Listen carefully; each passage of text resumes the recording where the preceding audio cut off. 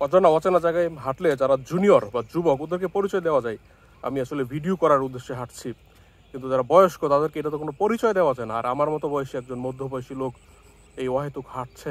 আমি যেই পথে হাঁটছি এই পথে বোধহয় কয়েক বছর একজন মানুষ আগন্তুক পর্যটক হাঁটতে আসে।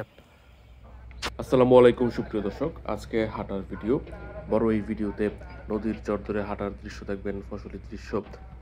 গাজীপুরের দরদুরিয়া গ্রাম, দরদুরিয়া গোসিঙ্গা ঘাট, প্রায় ছোট ভিডিও ইউটিউবে দিয়েছে এখানকার। আজকে ঘাট পাড়ি দিয়ে গোসিঙ্গাতে যাব না, চর ধরে হাঁটবো।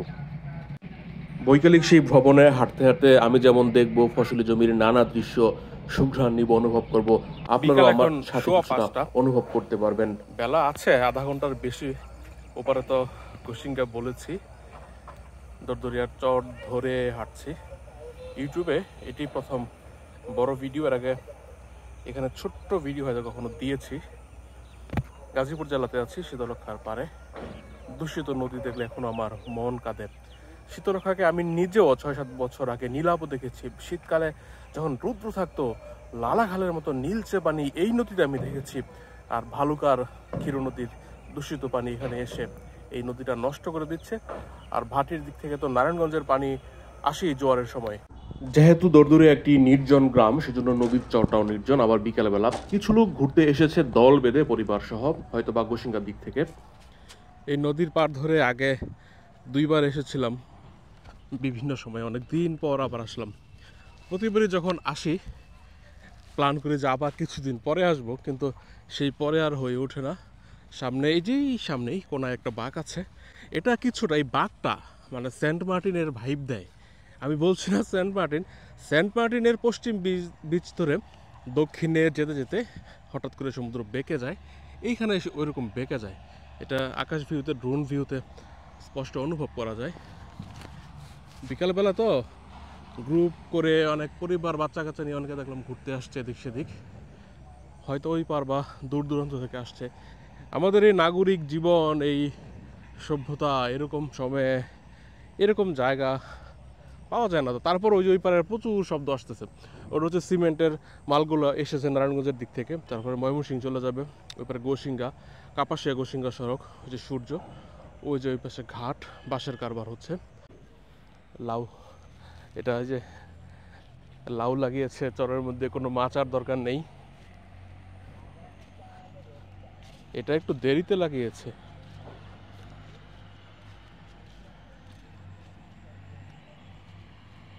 এটা কি ক্ষেত? বেগুনের মতো মনে হচ্ছে, কিন্তু আসলে কি আপনারা চিনলে কমেন্টে জানান।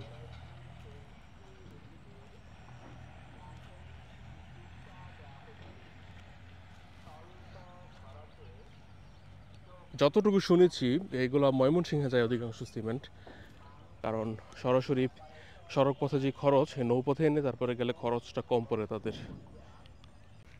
এই যে উপরের সামনে কিন্তু গজারির ঘর, আঞ্চলিকভাবে বলি, আসলে প্রমিতভাবে তো এটা শালবন। উৎসাহিত হব। এইখানে কি ধনে দেখেন, আঞ্চলিক একটা শব্দ ছিল, আগে বলতাম হজ। এই যে দেখেন ধনে সাদা হয়ে আছে, কি দারুণ দেখতে। ধরেছে ভালোই। এখানে আবার মাচা দেওয়া, একদম বাড়ির পাশে যেরকম মাচা দিয়ে বন্য খেতে চাষ করে, এখানে ওইরকম করা। এই যে দেখেন, স্থানীয় কয়েকজন দরদুরিয়া গ্রামের বাসিন্দা নিশ্চয়ই। এই যে মূলা আছে, কিছু ডেঙ্গা লাগিয়েছিল বা ডাঁটা তুলে ফেলেছে।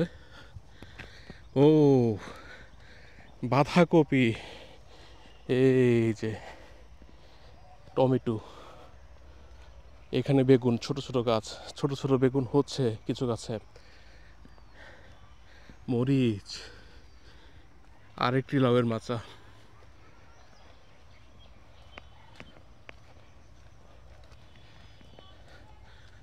আপনার কার হাঁটতে ইচ্ছে করছে কমেন্টে জানান। এই দৃশ্য দেখে আপনার হাঁটতে ইচ্ছে করছে। বাড়ির পাশে এই দৃশ্য আছে, এখন শহরে থাকেন বা শিল্পাঞ্চল হয়ে গেছে, জায়গা নাই, তাহলে আমি বুঝতে পারবো আপনার অনুভূতিটা। আরও এরকম এক্সক্লুসিভ ভিডিও বানাতে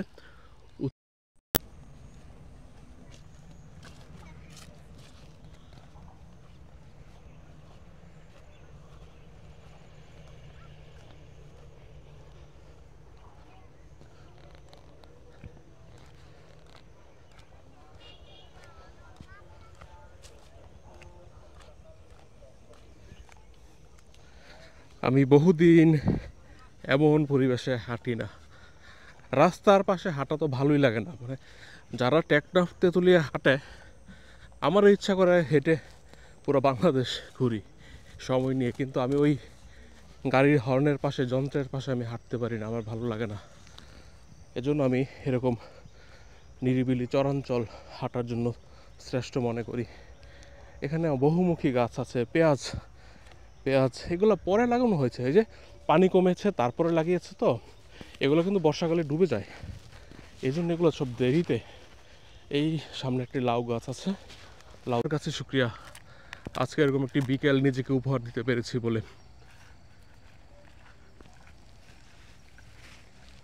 হেঁটে হেঁটে যাবো, ওই সামনে লাল অংশ দেখা যাচ্ছে দৌড়দৌড়িয়া, সেখানে একসময় বাজার ছিল, এখন নাই, নদীর পার।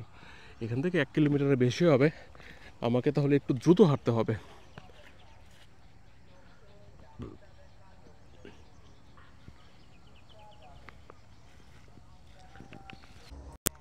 এই জিনিসটা কি মোরগ ফুল? মরিচ ক্ষেতের মধ্যে, কিন্তু মোরগ ফুল তো শৌখিন জিনিস, এটা তো ডাটা বা ড্যাঙ্গা হওয়ার কথা, দেখতে একই রকম লাগে আমার কাছে। লাউয়ের মাচা আরেকটি পেলাম, এই ছোট লাউ বড় হচ্ছে। একটি ফিঙ্গে পাখি বসে আছে, ও যে উড়ে চলে গেল।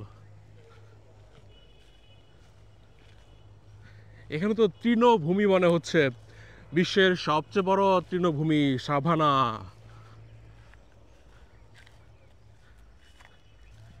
ওই পাশে একদম বন, অন্য কিছু নাই। শুক্রিয়া। গরুর উপরে এই ফিঙ্গে পাখি বসার দৃশ্য আপনার কেমন লাগে? নিশ্চয়ই ভালো লাগার কথা, ছোটবেলায় দেখেছেন, গ্রামে বড় হলে তো অবশ্যই। এখানে একটি ছোট্ট নালা বা খালের মতো আছে, এটা পেরিয়ে ওপারে যাব। সাঁতার কাটতে হবে না, নৌকাও লাগবে না, হেঁটে পার হওয়া যায়। যখন বৃষ্টি হয়, ঢল নামে, তখন উপর থেকে পানিগুলো এইভাবে নিচে নামে। এখন ওই যে পানির একটি প্রবাহ বোঝা যাচ্ছে, এই যে। এটার কথা জানতাম আগে, যখন আসতাম এখানে এরকম একটি লাফ দিয়ে পার হইতে হইতো। ওপাশে শ্রীপুর থানা, এপাশে কাপাসিয়া। একসময় এই দিক দিয়ে লঞ্চ চলতো বর্মি থেকে কাপাসিয়াতে, ট্রলারও চলতো। এখনও বুধবারে বর্মির হাটের দিন খালের ঘাট থেকে সামনে 1.5 কিলো সামনে, 2 কিলো সামনে খালের ঘাট, সেখান থেকে একটা ট্রলার সকাল 8টার দিকে বোধ হয়। এখানে মানুষের ফসলের ক্ষেত দিয়ে হাঁটতে হবে, নদীর পাড় ধরে হাঁটে, তাহলে ফসলের সামান্যতম ক্ষতিও হবে না। কিন্তু নদীর পাড় ধরে হাঁটাটা একটু, হ্যাঁ রাস্তা আছে, যাওয়া যাবে।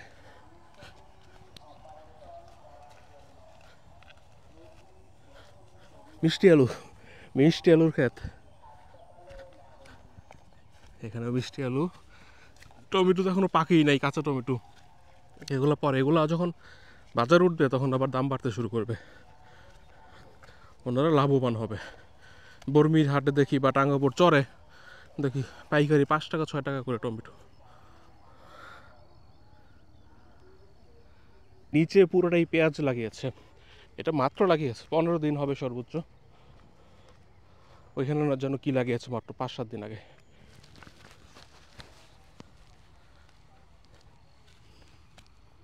ধনে পাতা, প্রচুর ধনে পাতা, সরিষা আছে কিছু, তুলে ফেলছে। আমি একটু দ্রুত হাঁটবো, যেন দিনের আলো থাকতে থাকি ওই সামনের সবচেয়ে আকর্ষণীয় জায়গা লাল মাটির খাড়া উঁচু পাড়, সেটি আপনাদেরকে দেখাতে পারি। ওইটা দেখলেই জেমস টেলরের যখন কোম্পানি আমলের ঢাকা বইটা পড়ি, অনুবাদ, আসাদুজ্জামানের বাংলা অনুবাদ, সেখানে যে ভাওয়ালের কোনো নদীর পাড় এমন লাল মাটির খাড়া উঁচু পাড় দেখে মনে হয় কোনো সুদক্ষ রাজ মিস্ত্রি যেন কারুকার্য করে রেখেছে। তবে সেটার ভালো ভিউ তো দিনের বেলা ঝলমলে রৌদ্রের সময় আসে। এখানে তো পরিপূর্ণভাবে কলা বাগানি হয়ে আছে।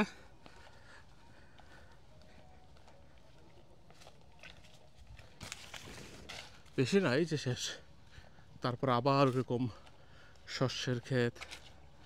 এখানে বাঁশ দেওয়া মানে গরু ছাগল যেন না যেতে পারে, না মানুষ যেন না যেতে পারে, আমাকে নিচ দিয়ে যেতে হবে, মানুষ যেন না যেতে পারে বোধ হয়।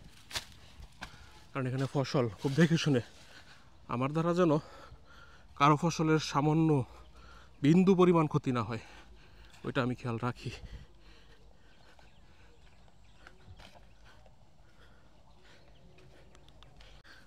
ছোট্ট একটা শিমুল গাছ, অনেক পাখি ডাকছে। আজকে বসন্তের দ্বিতীয় দিন, বড় একটি আইল, নদীর পার।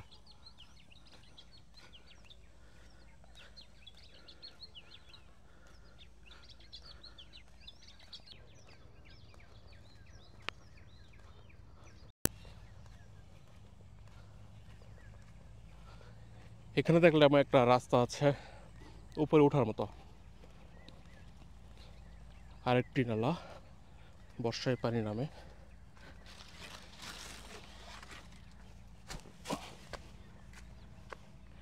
সামনে কাজ করছে, এই এতটুকু আসার পর একজন দেখলাম কাজ করছে।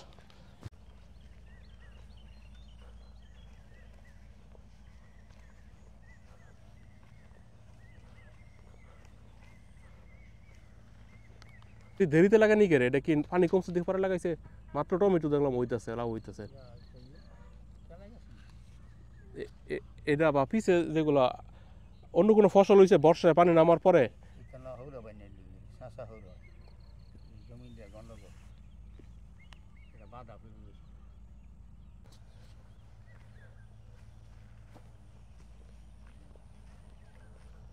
এতক্ষণ চলার পর একটি বালুবাহী কার্গো দেখলাম, নৌযান বালু পরিবহন করে।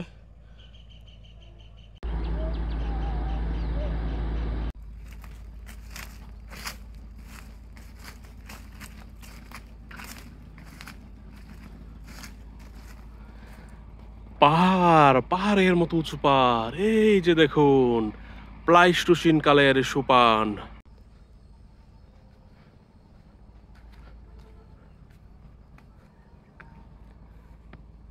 এখন মাছ কম, বর্ষার শেষে পানিগুলো কালো বেশি বোঝা যায়।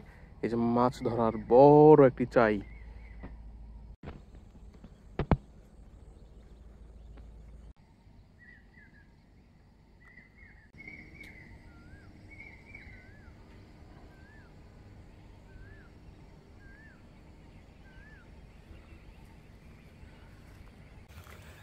এরকম জায়গায় একা একা হাঁটলে যে প্রবলেমটা হয়, অধিকাংশ ক্ষেত্রে স্থানীয়রা ভাবে কোনো গোয়েন্দা টোয়েন্দা, মানে ওরা ভাবে আমি কোনো বিশেষ উদ্দেশ্যে এসেছি। সরাসরি বলে না, কিছু কিছু অঞ্চলে সরাসরি বলে ফেলে, অধিকাংশ জায়গায় সরাসরি বলে না, প্রশ্ন করে কিভাবে কি। কারণ এটা তো একটা ব্যতিক্রম বিষয়, কেউ তো হাঁটে না, হাঁটে না বলেই তো ডায়াবেটিস হচ্ছে।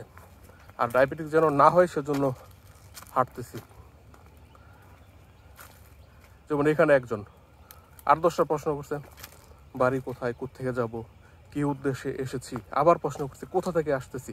মানে মানুষ যে নদীর পাড়ে হাঁটতে পারে, বিকালবেলা যে মানুষ হাঁটতে পারে, এটা মানুষ ভুলে গেছে। কিছুদিন পরেই গ্রামের মানুষদের দেখবেন ডায়াবেটিক সমানে হচ্ছে। সকালে শহরে পার্কের মতো দৌড়ানোর কোনো ব্যবস্থা নেই, সবাই তো কৃষিকাজ করে না। অনেক উঁচু পাড়, অনেক উঁচু পাড়, মনে হচ্ছে গহীন বনে আছি। কিছু পাখির ডাকে, যেটার আমি টেস্ট করতে পারছি না কোন প্রজাতির পাখি। অজানা অচেনা জায়গায় হাঁটলে যারা জুনিয়র বা যুবক, ওদেরকে পরিচয় দেওয়া যায় আমি আসলে ভিডিও করার উদ্দেশ্যে হাঁটছি। কিন্তু যারা বয়স্ক তাদেরকে এটা তো কোনো পরিচয় দেওয়া যায় না। আর আমার মতো বয়সী একজন মধ্যবয়সী লোক এই অহেতুক হাঁটছে, এটা সন্দেহ করার মতোই। কিন্তু আমি ফেস দেখে এই জন্যই ভিডিও করা এখন শুরু করেছি, যেন এই অহেতুক প্রশ্নের উত্তর না দিতে হয়, মানুষ যেন দেখে চিনতে পারে যে না, ওনার উদ্দেশ্য এটাই, এজন্য উনি হাঁটছে। আমি যেই পথে হাঁটছি এই পথে বোধহয় কয়েক বছর একজন মানুষ, আগন্তুক পর্যটক হাঁটতে আসে। এই কত উঁচুতে পানি উঠে। এখানে একটা মেশিন, অর্থাৎ পানি উঠানোর ডিপ মেশিন। আজান হয়ে গেছে, এই পথে উঠবো না। আমার গন্তব্য, সেখানে মসজিদও আছে।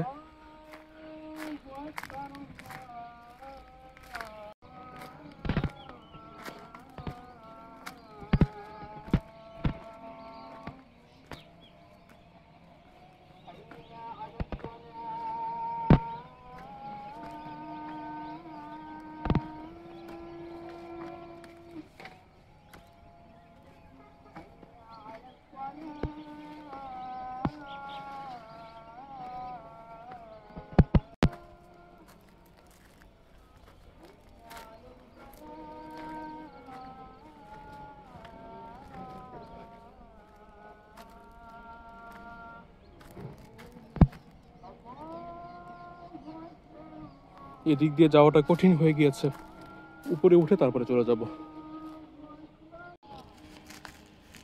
ধীরে ধীরে যাচ্ছি, এখানে স্লিপ কাটার সম্ভাবনা আছে। চলে আসলাম, নিরাপদে চলে আসলাম। ওই যে সামনে আমার গন্তব্য, এখানে শেষ। উপরে মসজিদ, বটতলা, পাশেই মিয়ার বাজার গোসিনকার সড়ক। এখানে একসময় হাট বসতো, কাঁঠালের হাট, এখন বসে না, পরিত্যক্ত। পাশাপাশি 3টি বট গাছ।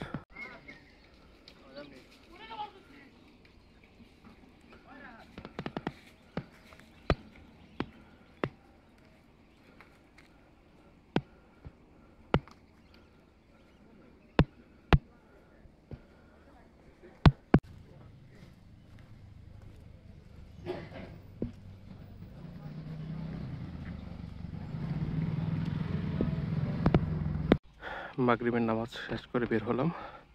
আজকের টাইমিংটা খুব চমৎকার হয়েছে। এই মসজিদ, এরকম একটি স্পট।